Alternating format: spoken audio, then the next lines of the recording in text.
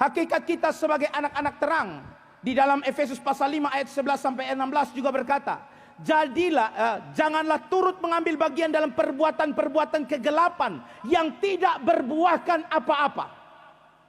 Jadi catat baik-baik, kalau engkau menyebut dirimu anak terang, maka hidupmu akan berbuah kebaikan, keadilan, dan kebenaran.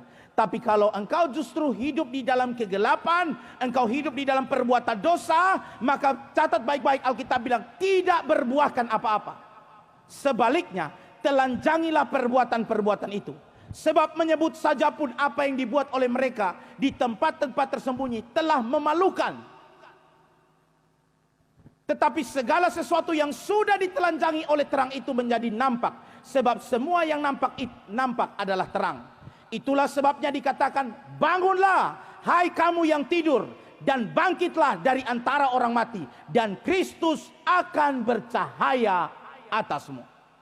Kalau kita menyadari kehidupan kita hidup sungguh-sungguh dan kita menyadari tentang panggilan, status hakikat kita sebenarnya ketika kita ada di dalam Kristus, kita akan menyadari bahwa sesungguhnya saya harus bangkit dari mati rohani saya. Saya harus memancarkan cahaya Kristus yang telah menerangi hidup saya, hidup yang telah diubahkan. Ini menjadi sesuatu yang penting bagi kita. Di ayat 15 berkata dari Efesus pasal 5, karena itu perhatikanlah dengan seksama bagaimana kamu hidup. Janganlah seperti orang bebal, tetapi seperti orang arif. Dan pergunakan waktu yang ada, karena hari-hari ini adalah jahat. Rekan-rekan muda yang dikasihi dan diberkati oleh Tuhan, saya bacakan bagi kita di dalam terjemahan versi firman Allah yang hidup. Dikatakan demikian, jadi berhati-hatilah dengan kelakuan saudara.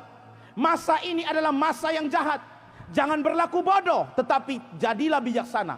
Pakailah setiap kesempatan yang ada untuk melakukan kebajikan. Kebajikan itu perbuatan baik ya. Janganlah bertindak sembrono, melainkan carilah dan lakukanlah apa yang dikehendaki Tuhan dari saudara. Di bagian teks lain Alkitab berkata bahwa Allah menciptakan segala sesuatu untuk tujuannya masing-masing. Siapa yang sungguh-sungguh berdoa dan tanya Tuhan, bepun tujuan hidup ini untuk apa Tuhan? Ada yang sudah pernah berdoa, Tuhan beta ada di dunia ini tujuannya untuk apa? Hah? Kalau belum habis dari ini kebaktian, pulang berdoa tanya Tuhan, beta ada di dunia ini untuk apa Tuhan? Karena kalau kita hidup di dunia tanpa tujuan, kita tidak memahami kehendak Tuhan, maka hidup kita tidak tahu arah dan tujuan mau kemana. Di Kupang itu ada jembatan Liliba.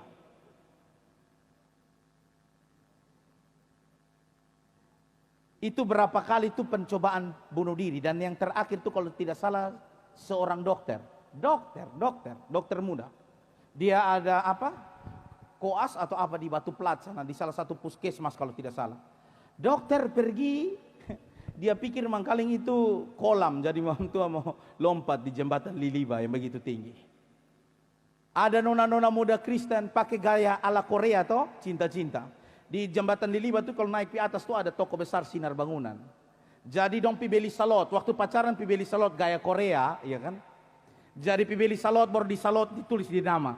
Kalau nyong nama Obus dong panggil Yakobus nama Obus. Kalau nona nama Yakomina. Maka Yakoba bila Obus ketempi sinar bangunan. Ketempun cinta harus gaya Korea, iya kan? Biasa beli salot tuh kunci ada 3 atau gembok itu kunci ada 3. Maka di salot tulis Obus Koba. Dong 2 GP di jembatan Liliba tuh kan ada ram-ram tuh toh. JP di situ baru Koba bilang begini, Obus pegang ini kunci. Ada 3 kunci son adalah seref. Yang kedua pegang, lapas pi bawa. Pacaran 1 bulan, Kobus papoko ame. Itu yang Koba lompat turun pi jembatan Liliba cari itu kunci mau buka itu salot, ya kan? Alias bunuh diri. Karena hidup tanpa tujuan. Dia bisa bilang, Obus tebet kalau tanpa lu mati. Lu orang tua yang kasih besar lu dari kecil. Obus baru lu kenal 1 bulan, lu bilang tanpa lu beta mati. Itu kayaknya nona su error berat. Karena apa? Sonde tahu tujuan hidup. Hidup sembarang.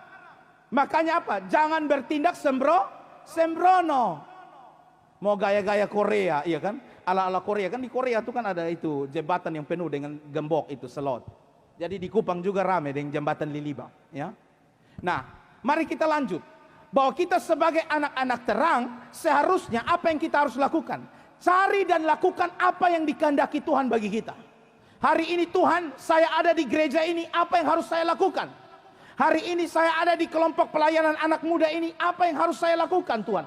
Percayalah, engkau hari ini ada di gereja manapun, ya, di dalam kapasitas entah di gereja Gemit kah, GPPS kah, GBI kah, atau di sinode gereja lain. Percayalah bahwa Tuhan mau engkau berbuat sesuatu di dalam gereja tersebut.